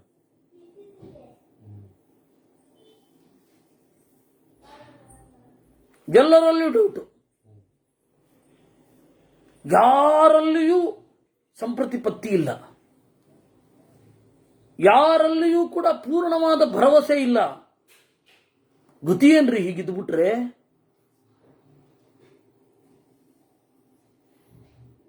ನಾನು ನನ್ನ ಸ್ನೇಹಿತನೊಬ್ಬನ ಕಥೆ ಹೇಳ್ತೇನೆ ನಿಮಗೆ ನಗು ಬರುತ್ತೆ, ಆದರೆ ವಾಸ್ತವ ಅದು.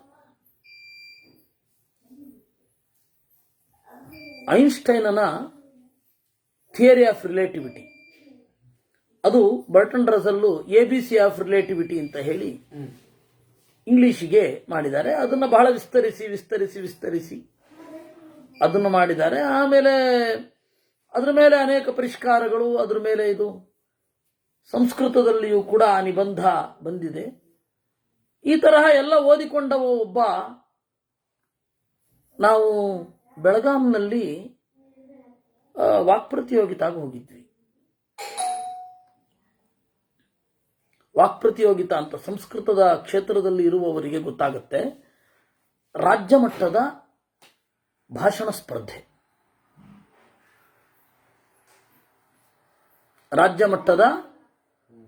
ಸ್ಪರ್ಧೆ, ಅಲ್ಲಿಗೆ ಹೋಗಿದ್ವಿ, ಇಳಿದ್ವಿ.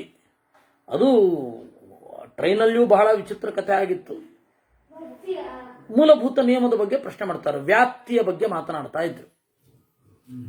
ಆ ವ್ಯಾಪ್ತಿಯ ಬಗ್ಗೆ ಮಾತನಾಡ್ತಾ ಇರ್ಬೇಕಾದ್ರೆ ನಾನು ಹೇಳಿದೆ, ಜ್ಯೋತಿಷ್ ಶಾಸ್ತ್ರಕ್ಕೆ ಹೋದ್ರು, ಬೇಡಿ ಎಲ್ಲ ಇದ್ದಾರೆ, ವ್ಯಾಪ್ತಿಯ ಬಗ್ಗೆ ಮಾತನಾಡಬೇಡಿ. ಕೇಳಲಿಲ್ಲ, ಮುಂದುವರಿತು. ಬೆಳಗ್ಗೆ ಎದ್ದಿದ್ರಲ್ಲ, 8 ಗಂಟೆಗೆ ಹೋದ್ವಿ ನಾವು ಬೆಳಗಾಂಗೆ. 6 ಗಂಟೆಗೆಲ್ಲ ಬಂದು ಕೈ ತೋರಿಸ್ಬಿಟ್ಟು ಜ್ಯೋತಿಷ ಹೇಳಿದ್ರು. ಜ್ಯೋತಿಷದ ಬಗ್ಗೆ ಎಲ್ಲ ಮಾತಾಡ್ತಾ ಇದ್ದಿದ್ದು, ಜ್ಯೋತಿಷದ ಮಿತಿಯಲ್ಲಿರುವ ವ್ಯಾಪ್ತಿ, ಇನ್ಫರೆನ್ಸ್ ಅಂತ ಕರೀತಾರಲ್ಲ, ಅದ್ರ ಬಗ್ಗೆ ಮಾತಾಡ್ತಾ ಇದ್ದದ್ದು. ಅಲ್ಲಿ ಒಂದು ಅವ್ಯವಸ್ಥೆ ಆಗಿತ್ತು. ಸರಿ, ಕೆಳಗಡೆ ಇಳಿದು ನಾವು ಹೀಗೆ ನಡೀತಾ ಇರ್ಬೇಕಾದ್ರೆ ಟ್ರೈನ್ ಮೂವ್ ಆಗಲಿ ಶುರು, ವಿರುದ್ಧ ದಿಕ್ಕಿನಲ್ಲಿ. ನಾವು ಟುವರ್ಡ್ಸ್ ಪಶ್ಚಿಮ ಅಂದ್ರೆ ಅದು ಟ್ರೈನ್ ಹೋಗ್ತಾ ಇದ್ದು ಪೂರ್ವ ಅಂತ ಇಟ್ಕೊಳ್ಳಿ, ಹಂಗೆ ವಿರುದ್ಧ ದಿಕ್ಕಿನಲ್ಲಿ ಮೂವ್ ಆಗ್ತಾ ಇತ್ತು. ಅವನು ನನ್ನ ಫ್ರೆಂಡು ಕೇಳಿದ, ನಾವು ಚಲಿಸ್ತಾ ಇದೀವೋ ಟ್ರೈನ್ ಚಲಿಸ್ತಾ ಇದೆಯೋ? ಇದು ತಮಾಷೆ ಕೇಳಿತಲ್ಲ, ನಿಜವಾಗಿಯೂ ಅವನದ್ದು ಗೊಂದಲ. ಈ ತರಹ ಗೊಂದಲ ಜೀವನದಲ್ಲಿ ಬಂದ್ರೆ ಎಲ್ಲಿ ಇರ್ತೀವಿ ಹೇಳಿ? ಯಾರು ನಂಬೋದು, ಯಾರನ್ನು ಬಿಡೋದು? ಹೀಗೆ ಬಹಳ ಅವ್ಯವಸ್ಥಿತವಾದದ್ದನ್ನು ನೋಡಿದ್ದೀನಿ. ಅದರಿಂದಾಗಿ ಅವನ ಅನುಗ್ರಹದಿಂದ ಸಂಶಯಗಳೆಲ್ಲ ಛೇದ ಆಗಬೇಕು. ಇಲ್ಲ ಅಂದ್ರೆ ಆ ಮೂಲಭೂತ ಸಂಶಯ ಒಳಗಡೆ ಕೂತ್ಬಿಟ್ರೆ ಯಾರು ಏನು ಮಾಡ್ಲಿಕ್ಕಾಗಲ್ಲ. ಅದಕ್ಕಾಗಿ ಆಚಾರ್ಯರ ಗ್ರಂಥಗಳು, ಆಚಾರ್ಯರು ಮಾಡಿದ ತರ್ಕಗಳು ಸಂಶಯ ನಿವಾರಣೆಗೆ ವಿನಃ ತರ್ಕದ ಹೆಚ್ಚುಗಾರಿಕೆಗಲ್ವೇ ಅಲ್ಲ. ಉದೀರ್ಣ ಸರ್ವತಶ್ಚಕ್ಷು ಅನೀಶ ಶಾಶ್ವತ ಸ್ಥಿರ ಭೂಷಯೋ ಭೂಷಣೋ ಭೂತಿ ವಿಶೋಕ ಶೋಕನಾಶನ. ಉದೀರ್ಣ ಎಲ್ಲದರಲ್ಲಿ ಉತ್ಕೃಷ್ಟನಾಗಿ ಇರುವವ. ಉದೀರಮಪಿ ನಯತಿ ಪ್ರಾಣನನ್ನೂ ಎತ್ತರಕ್ಕೆ ಒಯ್ಯುವವ ಉದೀರ್ಣ. ಸರ್ವತಶ್ಚಕ್ಷು ಎಲ್ಲೆಡೆ ನೋಡಬಲ್ಲವ, ಸರ್ವಜ್ಞ ಅಂತರ್ಥ. ಅನೀಶಃ ಇವನಿಗೆ ಒಬ್ಬ ಈಶ ಇಲ್ಲ, ಇವನಿಗೊಬ್ಬ ಸ್ವಾಮಿ ಇಲ್ಲ. ಅದನ್ನ ಚಮತ್ಕಾರವಾಗಿ ಪುರಂದರದಾಸರು ಹೇಳಿದ್ದಾರೆ. ನನ್ನಂಥ ಸ್ವಾಮಿ, ನಿನ್ನಂಥ ಸ್ವಾಮಿ ನನಗುಂಟು ನಿನಗಿಲ್ಲ ಅಂತ. ಅನೀಶಃ ಶಾಶ್ವತ ಸ್ಥಿರ, ಒಂದೇ ರೀತಿ ಸ್ಥಿರವಾಗಿ ಇರಬಲ್ಲ. ಕಾಲ ಅವನನ್ನು ಕಾಡುವುದಿಲ್ಲ. ಕಾಲದಿಂದ ನಾವು ಬದಲಾಗ್ತೇವೆ, ದೇವರಿಗೆ ಆ ಬದಲಾವಣೆಯೇ ಇಲ್ಲ. ಅದಕ್ಕೆ ಅವನು ಶಾಶ್ವತ ಸ್ಥಿರ. ಭೂಷಯ ಭೂಮಿಯನ್ನ ವ್ಯಾಪಿಸಿದವ.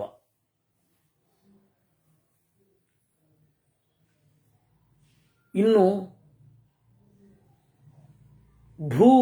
ಭೂಮಿಗೆ ಶಂ ಆನಂದವನ್ನು ನೀಡುವವರು ಸಜ್ಜನರು. ಅವರನ್ನ ಕುರಿತು ಸಾಗುವವ, ಸಜ್ಜನರನ್ನ ಕುರಿತು ಓಡುವವ. ಸಜ್ಜನರೇ ಅಂತಿಮವಾಗಿ ಆನಂದವನ್ನ ನೀಡೋದು. ನಾನು ಮತ್ತೆ ನಿಮಗೆ ವಿದುರ ನೀತಿಯ ಮಾತನ್ನ ನೆನಪಿಸ್ತೇನೆ. ಅದಿರೋದು ಹೀಗೆ: ಅಸತಾಂಚ ಗತಿಸ್ಸಂತಹ ಸತಾಂಚಾಪಿ ಗತಿಸ್ತಥ ಅಂತ. ಸಂತಯೇವ ಸತಾಂ ಗತಿ, ಸಜ್ಜನರೇ ಸಜ್ಜನರಿಗೆ ಗತಿ, ದುರ್ಜನರಿಗೂ ಸಜ್ಜನರೇ ಗತಿ. ದುರ್ಜನರಿಗೆ ಸಹಾಯ ಮಾಡ್ತಾರೆ ಅನ್ಕೊಂಡ್ರೆ ನೀವು, ಸಜ್ಜನರನ್ನ ನಾಶ ಮಾಡಲಿಕ್ಕೆ ಇಬ್ರು ಒಟ್ಟಿಗೆ ಇರ್ತಾರೆ ವಿನಃ ಇನ್ನೊಬ್ಬರನ್ನ ನಾಶ ಮಾಡಲಿಕ್ಕೆ ಒಟ್ಟಿಗೆ ಇರ್ತಾರೆ ವಿನಃ ಬೇರೆ ಅಲ್ಲ. ಭಾರಿ ಕಷ್ಟ. ಭೂಷಯ ಭೂಷಣ, ತಾನು ಇರುವುದರಿಂದ ಎಲ್ಲರಿಗೂ ಅಂದವನ್ನ ತರುವವ, ದೇವರೇ ಒಡವೆ. ಭೂತಿ ಸಂಪದ್ರೂಪ. ವಿಶೋಕ ಶೋಕವೇ ಇರದವ. ಶೋಕನಾಶನ ಶೋಕವನ್ನು ನಾಶ ಮಾಡುವವ.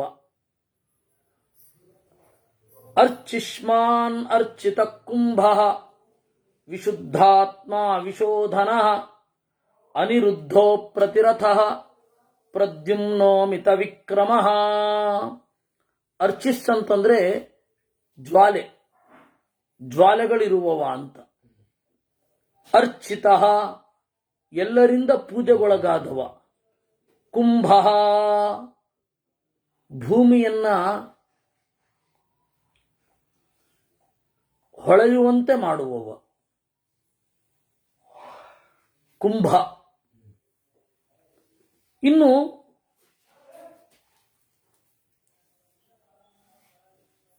ಕಲಶದಲ್ಲಿ ನೆಲೆಗೊಂಡವ. ಮೂಲಭೂತವಾಗಿ ಕಲಶ ಅಂತಂದ್ರೆ ನಾವು ಯಾವ್ಯಾವುದಕ್ಕೋ ಬಳಸೋ ಹಾಗಿಲ್ಲ. ಕಲಾ ಅಂತಂದ್ರೆ ಭಗವದ್ ರೂಪ. ಭಗವದ್ ರೂಪಗಳನ್ನ ಭಗವದ್ ರೂಪಗಳ ಆವಾಹನೆಯನ್ನ ಒಳಗೊಂಡದ್ದು ಅದು ಕಲಶ.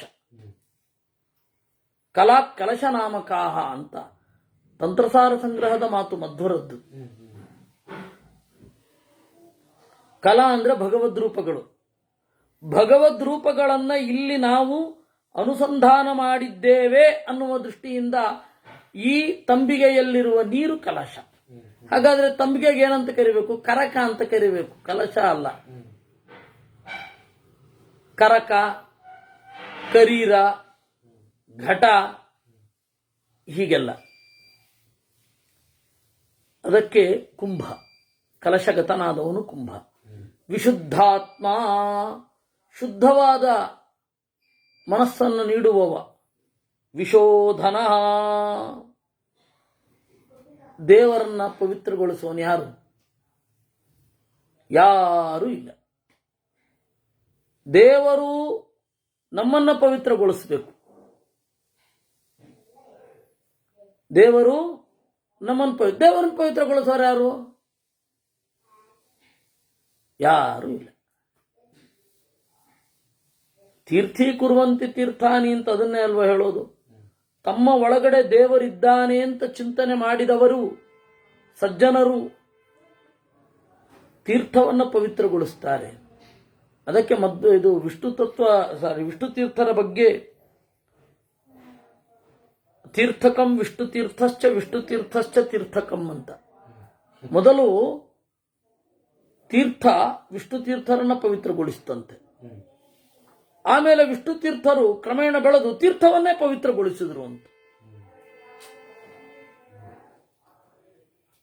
ಆ ರೀತಿ ದೇವರನ್ನ ಯಾವುದು ಪವಿತ್ರಗೊಳಿಸಬೇಕು? ವಿಶೋಧನ. ದೇವರನ್ನ ಪವಿತ್ರಗೊಳಿಸುವವರು ಯಾರೂ ಇಲ್ಲ. ಅನಿರುದ್ಧ,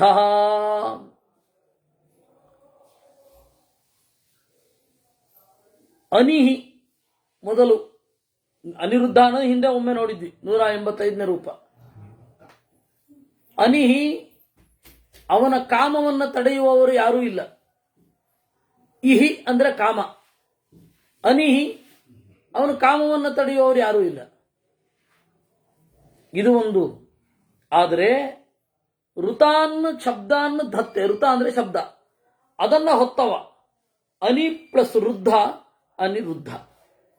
ಅಪ್ರತಿರಥ, ಪ್ರತಿರಥ ಅಂದ್ರೆ ಪ್ರತಿವೀರ. ಪ್ರತಿವೀರ ಒಬ್ಬ ಇಲ್ವೇ ಇಲ್ಲ. ಅವನ ಶ್ರೀಪತಿರ ಪ್ರತಿರಧಿಕೇಶಾದಿ ಭವಾದೇ ಕರುಣಾಪೂರ್ಣವರ ಪ್ರದ ಚರಿತಂ ಜ್ಞಾಪಯಮೇತೆ. ಅಪ್ರತಿಹಿ ಅಂತ ಕರೆದಿದ್ದಾರೆ ಆಚಾರ್ಯರು. ಅಪ್ರತಿಹಿ ಅಂದ್ರೇನು? ಅಪ್ರತಿರಥ ಅಂತಾನೆ ಅರ್ಥ. ಅಪ್ರತಿರಥ ಅಂದ್ರೆ ಏನು? ಎದುರಾಳಿ ಪ್ರತಿರಥ. ಅಪ್ರತಿರಥ, ಎದುರಾಳಿ ಇಲ್ಲ. ಪ್ರದ್ಯುಮ್ನ, ದ್ಯುಮ್ನ ಅಂದ್ರೆ ಸಂಪತ್ತು. ಪ್ರದ್ಯುಮ್ನ ಅಂತಂದ್ರೆ ಪ್ರಕರ್ಷವಾದ ಸಂಪತ್ತು. ಅಮಿತ ವಿಕ್ರಮ, ಇವನು ಮಿತ ಇಲ್ಲ, ಮಿತ ಅಲ್ಲ, ತಿಳಿಲಿಕ್ಕಾಗಲ್ಲ ಇವನ್ನ. ವಿಕ್ರಮ, ಗರುಡನನ್ನ ಬಿಟ್ಟು ಸಾಗಬಲ್ಲವ. ವರದೋ ವಾಯುವಾಹನ ಅಂತ. ವರವನ್ನ ನೀಡುವವ ವಾಯುವಾಹನ, ಗಾಳಿ ದೌಡಿನಲ್ಲಿ ಸಾಗುವ, ಗಾಳಿಯನ್ನೇ ಏರಿ ಸಾಗುವವ. ಗರುಡ ಬೇಕೇ ಬೇಕು ಅಂತಿಲ್ಲ, ನಮಗೆ ವಾಹನ ಬೇಕು. ದೇವರು ವಾಹನಕ್ಕೆ ವಾಹನ. ಕಾಲನೇಮಿ ನಿಹಾ, ಕಾಲನೇಮಿಯನ್ನ ಕೊಲ್ಲುವವ. ಕಾಲದ ನೇಮಿ, ಕಾಲದ ನೇಮಿ ಯಾರು? ದುರ್ಗೆ. ಕಾಲನೇಮಿ ಯಾರು? ಸೂರ್ಯ. ಇವರೆಲ್ಲರನ್ನ ಕುರಿತು ಸಾಗುವವ. ಅಂತಕಾಲದಲ್ಲಿ ಈ ಎಲ್ಲ ಕಾಲಾಭಿಮಾನಿಗಳನ್ನು ನಾಶ ಮಾಡುವವ. ಬ್ರಹ್ಮ, ವಾಯು, ರುದ್ರ, ಯಮ ಇವರೆಲ್ಲ ಕಾಲ ಶಬ್ದ ವಾಚ್ಯರು. ಯಾಕೆ ಅಂದ್ರೆ ಕಾಲಕ್ಕೆ ನೇಮಿ, ಇವ್ರನ್ನಿಟ್ಟುಕೊಂಡು ಮುಂದುವರಿಯೋದು. ಕಾಲನೇಮಿ ನಿಹಾ ವೀರ, ವೀನ್ ಅಂದ್ರೆ ಜ್ಞಾನಿಗಳು, ಜ್ಞಾನಿಗಳನ್ನ ಪ್ರಚೋದಿಸುವವ ವೀರ. ಶೌರಿಹಿ, ಶೂರರಿಗೆ ಬಲವನ್ನು ಇತ್ತವ. ಶೂರಜನೇಶ್ವರ, ಶೂರ ಜನರಿಗೆ ಇವನೇ ಒಡೆಯ. ತ್ರಿಲೋಕಾತ್ಮ, ಮೂರು ಲೋಕಗಳ ಅಂತರ್ಯಾಮಿ. ತ್ರಿಲೋಕೇಶ, ಮೂರು ತರಹದ ಬೆಳಕುಗಳ ಒಡೆಯ. ಕೆಳಗಿನ ಮೇಲ್ಗಡೆಯ 2. ಕೇಶವ ನೀರಿನಲ್ಲಿ ಮಲಗಿದವ. ಕೇಶ ಅಂತ ಹೇಳಿದ್ರೆ ಕಾಂತಿ, ಸೂರ್ಯ ಚಂದ್ರರ ಬೆಳಕುಗಳನ್ನ ಕಾಂತಿ ಕೇಶ ಅಂತ ಕರೀತಾರೆ. ಅದರಲ್ಲಿ ಇದ್ದು ಜಗತ್ತಿಗೆ ಶಕ್ತಿ ಕೊಡುವವ. ಹೀಗೆ 151 ಆಗಿರಲಿ. ಸೋಮವಾರ ಕೇಶವ ಅನ್ನೋ ಶಬ್ದದಿಂದ ಮುಂದುವರಿಯೋಣ. ಇದಾದ ಮೇಲೆ ನಾಳೆ ಯಥಾಪ್ರಕಾರ ಬೆಳಗ್ಗೆ ಕುಮುದಮ್ಮನವರ ಮನೆಯಲ್ಲಿ ಪಾಠ ಇದೆ. ವಿಷ್ಣು ತತ್ವ ನಿರ್ಣಯ ಮತ್ತೆ ಅಗ್ನಿ ಪುರಾಣ. ಆಮೇಲೆ ಸಂಜೆ ಇದು ಮತ್ಸ್ಯ ಪುರಾಣ. ಕೃಷ್ಣಾರ್ಪಣಮಸ್ತು.